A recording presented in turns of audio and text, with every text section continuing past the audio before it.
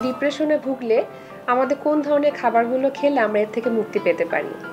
এটি একটি খুব গুরুত্বপূর্ণ বিষয়। আসলে আমাদের অনেক কিছু ব্যাপার আছে যেটা আমাদের ইন্টারকানেক্টেড। যেমন আমরা যখন ডিপ্রেশনে থাকি তখন যদি আমরা প্রচুর পরিমাণে সুগারি খাবার, প্রসেসড ফুড, প্যাকেট জাতীয় খাবার, এই ধরনের যদি রিচ ফুডগুলো আমরা খেয়ে থাকি তখন কিন্তু দেখা যায় এগুলো আমাদের আরও বেশি এই প্রবলেমটাকে বাড়িয়ে দিতে পারে। এরপরে আমরা আসি যে কিছু কিছু ব্যাপার আছে, যেমন আপনার গাট ব্যাকটেরিয়া বা গাট যে হেলথ সেটা যদি খারাপ থাকে তাহলে কিন্তু আপনার ব্রেন হেলথেরও কিন্তু কিছু এখানে ইমব্যালেন্স হতে পারে। তাই অবশ্যই আপনাকে চেষ্টা করতে হবে যে আপনার গাট হেলথটাকে ঠিক রাখার জন্য। তাই আমাদের অবশ্যই গাট হেলথ ঠিক রাখার জন্য প্রোবায়োটিক রিচ যে খাবারগুলো রয়েছে, যেমন আমাদের দই বা প্রোবায়োটিক যে ড্রিঙ্কগুলো রয়েছে সেগুলো কিন্তু অনেক উপকারী। এগুলো যদি আমরা খাদ্য তালিকায় রাখি তাহলে আমাদের গাট হেলথ ভালো থাকবে এবং পাশাপাশি গাট হেলথ ভালো থাকার জন্য কিন্তু আমাদের ব্রেইন যে হেলথ সেটাও কিন্তু ভালো থাকবে।